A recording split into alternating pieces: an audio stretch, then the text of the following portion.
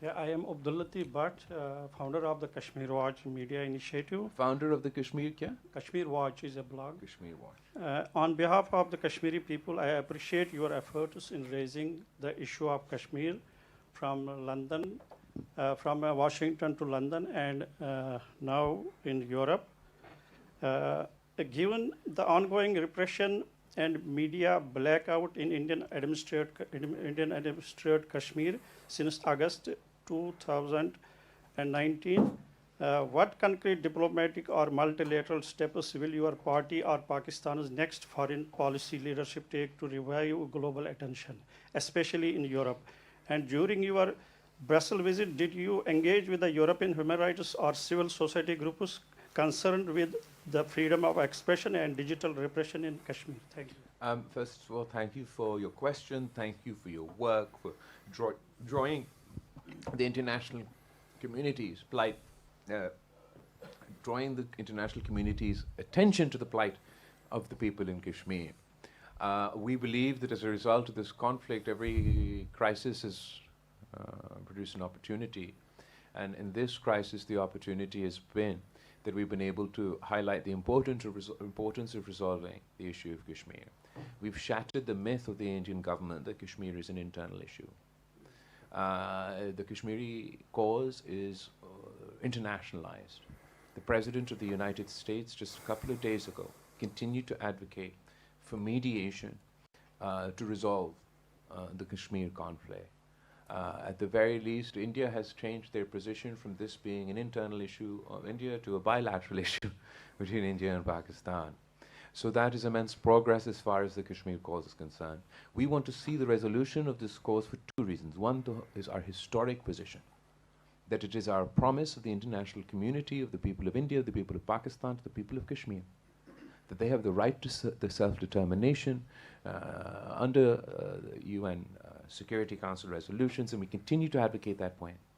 But particularly post-2019, the Indian government's increased suppression and oppression within Indian-occupied Kashmir is creating a situation where the local population is getting alienated, is getting frustrated, is getting repressed, so much so that it creates such an environment that then the local population becomes easy prey for terrorist organizations who will use them, exploit them as cannon fodder for their nefarious designs. And now, particularly because Pakistan is to be held responsible even for the actions of indigenous terrorism, it's all the more important that we sit and discuss, resolve the issue of Kashmir, even if you, obviously Pakistan has a broader agenda, but above and beyond that, or if the Kashmir has a broader agenda, even if your narrow view is that of terrorism, you can no longer ignore the issue of Kashmir.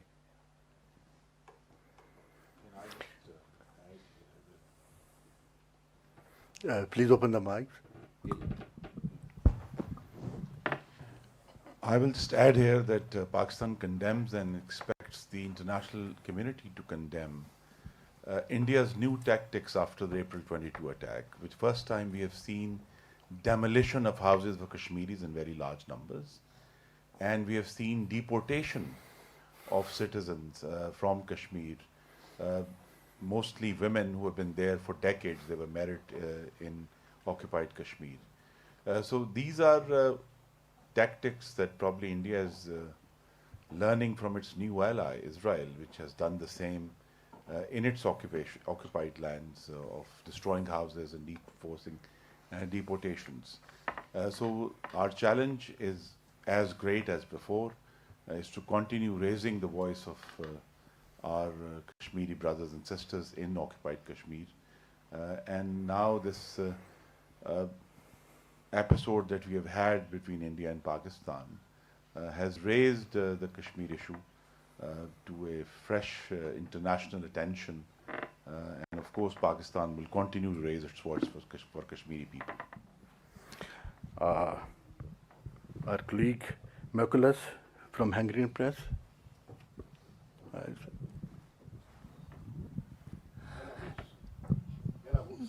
My name is Vladimir Rogovets. I am from Belarus, journalist, Belarusian journalist. My question maybe will be more pacific than question of my colleagues. Sure.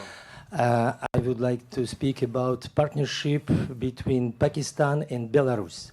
Last April, your prime minister was in Belarus, and he agreed with President Lukashenko one project of 150,000 specialists Pakistani to Belarus. With family, it will be around the 500,000 specialists Pakistani. My question, your opinion about this prospect of this project? And second question, for big country, Pakistan with 250 million population, this project is very little, but for my country, it's very big project, and it will be big challenge. It will be interesting challenge, and maybe it will be danger challenge. I would like your opinion. Thank you. First of all, I'd like to state how encouraged we are by the positive ties between Pakistan and Belarus. We have economic cooperation that extends across many sectors, including agriculture, tech, and a whole host of other things. The issue that you bring up is also quite encouraging. We need to complement each other. Pakistan has different demographics, and Europe has different demographics. 65% of the population in Pakistan is under the age of 35. And the European demographics are a little bit on its head. You require young, skilled individuals to come here and service the needs of your economies. And we have to do this in a regulated, legal manner to fight the menace of illegal migration. So I believe exactly these programs where we coordinate, where we conduct ourselves through the legal framework, we find spaces where each other's economies can complement each other, that has the most potential for growth. What we're seeing is a demographic challenges in many parts of the world. We see it in the West, we even see it in the East. And Pakistan sees itself going forward as being able to export our human capital in order to meet the demand challenges that many countries with demographic challenges are facing. I hope that answers your question. Andre, you want? Who will want? Good morning, sir. Hadi Sayed, Communications Intern at Kashmir Council EU. This visit has strengthened Pakistan's image and helped raise the Kashmir issue. As future engagement, especially in Europe, would benefit from direct representation from Azad Jammu and Kashmir, what steps is your office taking to involve them more in diplomatic issues? Thank you so much. We've been engaged consistently, in general, with the government in Azad Kashmir. When I was foreign minister, they'd be represented at various forums, including the OIC, etc. As far as this delegation is concerned, obviously we are representing the government of Pakistan. But absolutely, as we go forward, and there'll be parliamentary delegations and other delegations, we will seek the support of the people of Azad Kashmir, the government, maybe not the government, but the parliamentary representatives in Azad Kashmir, to come and speak for themselves about the plight and the difficulties that they are facing. Yeah.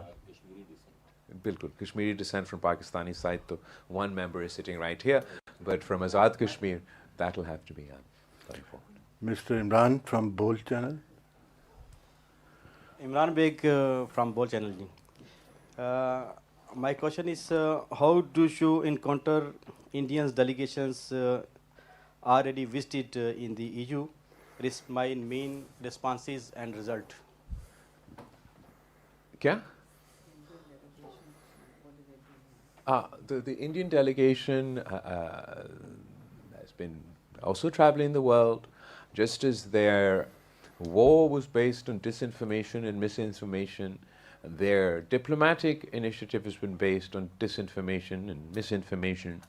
They went to New York and tried to claim that Pakistan was a terrorist state. The United Nations, within the United Nations, Pakistan was immediately elected to head the committees responsible for looking at terrorism.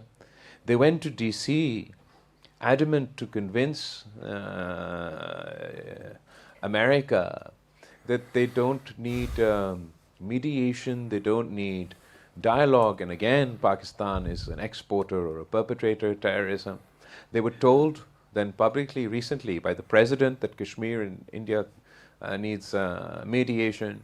The State Department has mentioned mediation, and the Army of the United States says we're a phenomenal partner in terrorism. They've then come to the United Kingdom and the EU. They've set quite a high standard. If you recall, the foreign minister, the external affairs minister of India, got very, very angry when a certain other country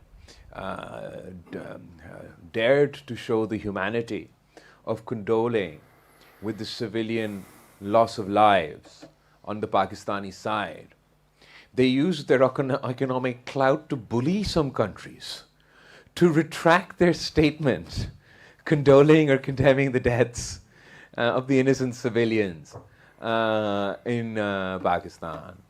But when they stand here with the EU commissioner at the foreign minister level, and their foreign minister says that all of Pakistan is terroristan, and then the EU commissioner standing next to them continues to condole the loss of life on both sides, mentions the importance of international law. I believe that the Indian government or the Indian government's delegation and their foreign policy, not because of any particular weakness of their diplomatic corps or their foreign policy, but because of the weakness in their message. They're pushing a lie, they're pushing disinformation, they haven't been honest. They haven't been honest with their own people. They haven't been honest with their allies.